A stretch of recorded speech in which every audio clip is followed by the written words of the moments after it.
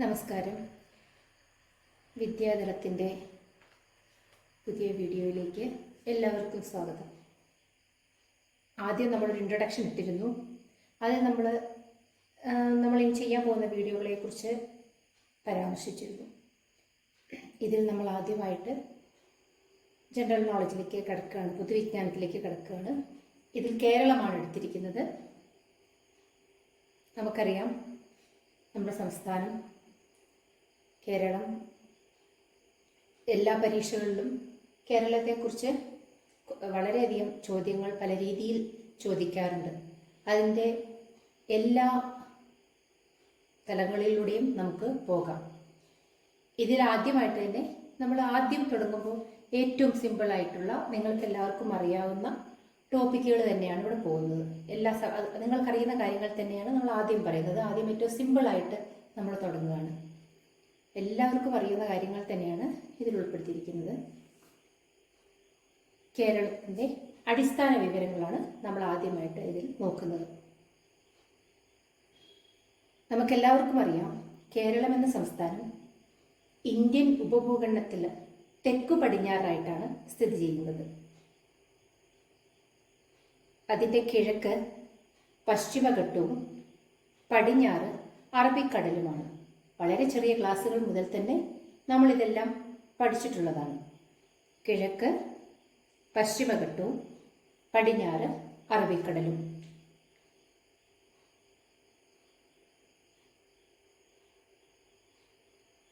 ഇതിൻ്റെ സ്ഥാനം എവിടെയാണെന്ന് നോക്കിയാൽ, നമ്മളിന്നെല്ലാവരും ഫോൺ ഉപയോഗിക്കുന്നവരാണ്. നമ്മൾക്ക് ഇപ്പോൾ നമ്മൾ നിൽക്കുന്ന ആ സ്ഥലത്തിൽ അതിൻ്റെ പൊസിഷൻ നമുക്ക് പറയാൻ പറ്റും. നമ്മളുടെ എല്ലാവരുടെ കയ്യിലും ആൻഡ്രോയിഡ് ഫോണുകളൊക്കെ ഉണ്ട്. അതിൽ ഗൂഗിളുണ്ട്, ഗൂഗിൾ മാപ്പുണ്ട്. അതിൽ നമ്മൾ നോക്കിക്കഴിഞ്ഞാൽ നമ്മുടെ ഈ ഒരു ലൊക്കേഷൻ എന്ന് പറഞ്ഞൊരു ഇതുണ്ട്, ഓപ്ഷൻ ഉണ്ട്. അത് നമ്മൾ കൊടുത്തു കഴിഞ്ഞാൽ യഥാർത്ഥത്തിൽ നിങ്ങൾക്ക് നോക്കിയാൽ അറിയാം, നമ്മൾ നിൽക്കുന്നത് സാധാരണ എല്ലാ ആൻഡ്രോയിഡ് ഫോണിലും ഒരു നീല നമ്മളുടെ പൊസിഷൻ, നമ്മൾ അങ്ങോട്ടും ഇങ്ങോട്ടും നടക്കുകയാണെങ്കിൽ നമ്മുടെ പൊസിഷൻ മാറുന്നതൊക്കെ നമുക്ക് കാണാൻ പറ്റും. അതിലൊന്ന് ജസ്റ്റ് ഒന്ന് നമ്മൾ അമർത്തി കഴിഞ്ഞാൽ നമുക്ക് അതിൻ്റെ മുകളിൽ, ആ ഗൂഗിൾ ഇതിൻ്റെ ഏറ്റവും മുകളിലായിട്ട് കുറേ കാര്യങ്ങൾ എഴുതി വരുന്ന കാണാം. അതിൻ്റെ അക്ഷാംശവും രേഖാംശവും, നമ്മൾ നിൽക്കുന്ന സ്ഥലത്തിൻ്റെ അക്ഷാംശവും രേഖാംശവുമാണ് കാണിക്കുന്നത്. അപ്പോൾ കേരളം നമുക്കറിയാം, അക്ഷാംശവും രേഖാംശവും എന്ന് പറയുന്നത് ഒരു സാങ്കല്പിക രേഖകളാണ്. ഇതിൽ നമ്മൾ കാണിച്ചിട്ടുണ്ട്, ഒരു ഭൂമിയെ ഇങ്ങനെ വരച്ചു കഴിഞ്ഞാൽ അതിനെ നമ്മൾ നേരെയും കുറുകയും കുറേ വരകൾ കൊണ്ട് കാണിച്ചിട്ടുണ്ട്. ഭൂമിയെ സാങ്കല്പിക രേഖകൾ കൊണ്ട് തിരിച്ചിട്ടുണ്ട്. അതിൽ നേരെയും കുറുകയും രേഖകൾ കാണാൻ പറ്റും. നേരെയുള്ള രേഖകളെ നമ്മൾ രേഖാംശമെന്നും കുറുകെയുള്ളവയെ അക്ഷാംശമെന്നും പറയും. ഇതിൽ കാണാം, ഇങ്ങനെ ഉള്ള രേഖകൾ അക്ഷാംശവും നേരെ മുകളിൽ നിന്ന് താഴോട്ട് കാണുന്നത് രേഖാംശം എന്നാണ് പറയുന്നത്. അപ്പോൾ ഇതിൽ കേരളത്തിൻ്റെ സ്ഥാനം ഇവിടെ നമ്മൾ എഴുതിയിരിക്കുന്ന പോലെ 8 ഡിഗ്രി 17 മിനിറ്റ് 30 സെക്കൻഡ് നോർത്ത്, അതായത് വടക്കായും, അതിൻ്റെ ഇടയിൽ 12 ഡിഗ്രി 47 മിനിറ്റ് 40 സെക്കൻഡ് നോർത്ത്, വടക്കിൻ്റെ ഇടയിലായിട്ടാണ് കേരളം എന്ന സംസ്ഥാനത്തെ ലൊക്കേറ്റ് ചെയ്യുന്നത്. രേഖാംശമാണെങ്കിൽ 74 ഡിഗ്രി 27 മിനിറ്റ് 40 സെക്കൻഡ് ഈസ്റ്റ്, കിഴക്കായും 77 ഡിഗ്രി 27 സെക്കൻഡ് 12 മിനിറ്റ് കിഴക്കായിട്ടുമാണ് രേഖപ്പെടുത്തുന്നത്. കേരളത്തിൻ്റെ ആകെ വിസ്തീർണം എന്ന് പറയുന്നത് 38,863 ചതുരശ്ര കിലോമീറ്ററാണ്. ചതുരശ്ര കിലോമീറ്ററിൽ നമ്മൾ കേരളത്തിൻ്റെ വിസ്തീർണം പറയുമ്പോൾ 38,863, അത് എന്ന് പറയുന്നത് 15,005 ചതുരശ്ര മൈലുമാണ്. ഇന്ത്യയിലെ നമ്മൾ കേരളത്തിൻ്റെ സ്ഥാനം എന്ന് പറയുന്നത് 21ാമത്തെ സ്ഥാനം. വലുപ്പത്തിൻ്റെ ഒരു ഘടകമായി വെച്ച് കഴിഞ്ഞാൽ ഇന്ത്യയിലെ മറ്റ് സംസ്ഥാനങ്ങൾ ഒന്ന് റാങ്ക് ചെയ്താൽ 21ാമത്തെ സ്ഥാനമാണ് കേരളത്തിനുള്ളത്. അതേസമയം ജനസംഖ്യ എടുത്തു നോക്കിയാൽ 13ാമത്തെ സ്ഥാനവുമാണ് കേരളത്തിനുള്ളത്. ഇന്ത്യയുടെ ആകെ വിസ്തൃതിയുടെ എത്ര ശതമാനം വരും കേരളം എന്ന് നോക്കിയാൽ 1.18% കേരളത്തിൻ്റെ അത്ര ശതമാനമാണ്. ഇന്ത്യയുടെ മൊത്തം വിസ്തൃതിയുടെ 1.18% കേരളം എന്ന് പറയുന്നത്.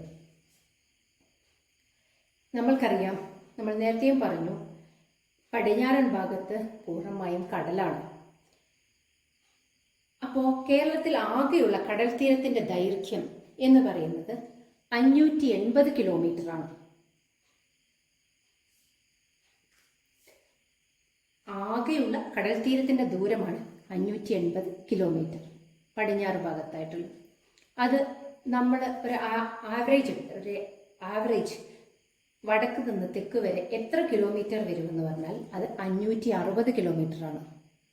നമുക്കറിയാം, അത് കയറിയും ഇറങ്ങി കിടക്കുമ്പോൾ മൊത്തം അളന്നെടുക്കുമ്പോൾ നമുക്ക് കടൽ തീരം 580.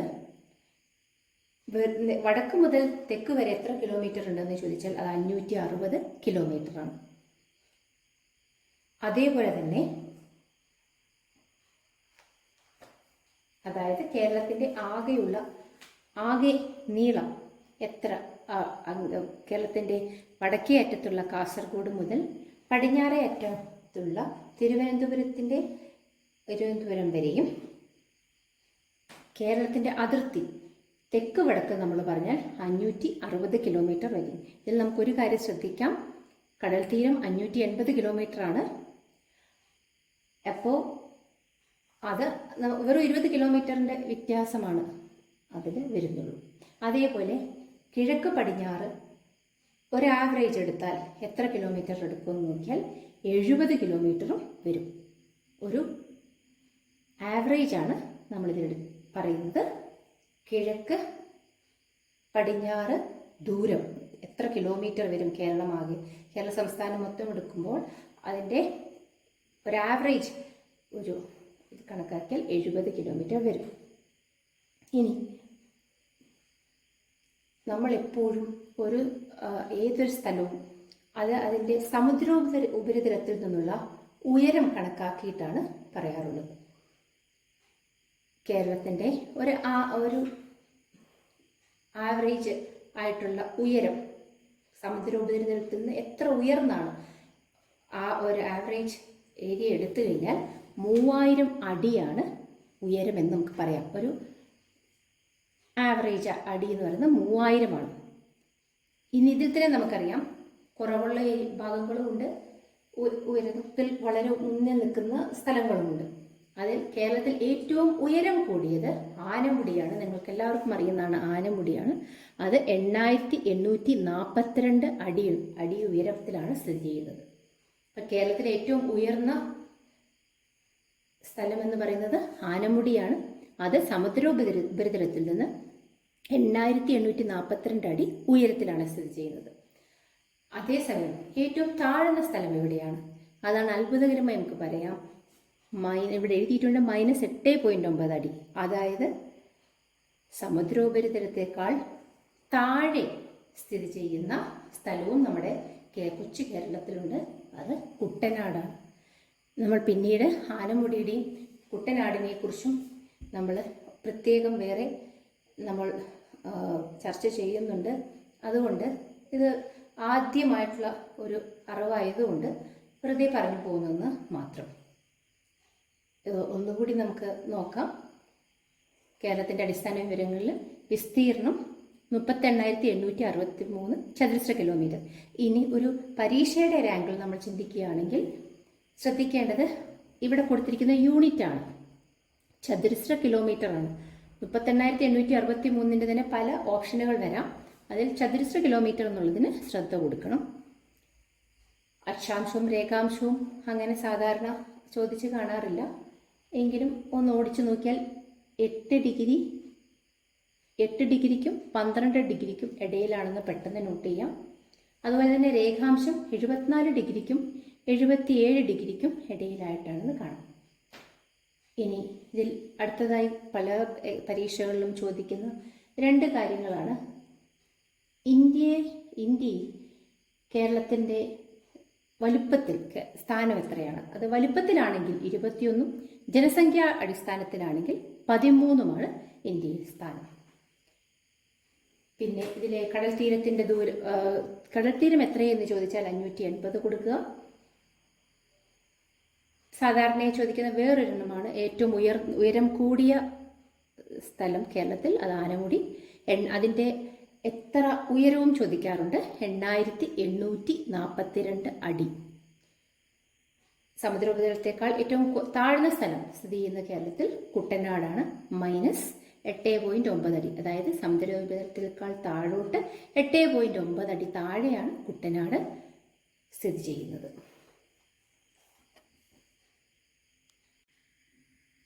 നമ്മൾ പറഞ്ഞ പോലെ തന്നെ കേരളത്തിൻ്റെ സ്ഥാനമാണ് ഞാൻ കാണിക്കുന്നത്. ഈ മൗസ് പോകുന്ന ഇതാണ്, നമുക്ക് കാണാം. ഇതാണ് കേരളം. കേരളത്തിൻ്റെ പടിഞ്ഞാറ് ഭാഗത്തായിട്ട് അറബിക്കടലും ഇവിടെയായിട്ട് പശ്ചിമഘട്ട മലനിരകളും പോകുന്നുണ്ട്. ഇവിടെ വരെ ഉള്ളൂ കേരളം. അതുകൊണ്ട് അതിൻ്റെ നമുക്ക് പറയാം, അതിൻ്റെ തെക്കു ഭാഗത്തും കിഴക്കു ഭാഗത്തും തമിഴ്നാടും, പിന്നെ ഇവിടെയാണ് ഇതിൻ്റെ അതിർത്തി, കേരളത്തിൻ്റെ അതിർത്തി. അപ്പോൾ ഇവിടെയായിട്ട് കർണാടകവുമാണ്. അപ്പോൾ വടക്ക് വശത്തായിട്ട് കർണാടകവും തെക്കും കിഴക്കും തമിഴ്നാടും പടിഞ്ഞാറ് ഭാഗത്ത് കടൽ തീരവുമാണ് ഉള്ളത്.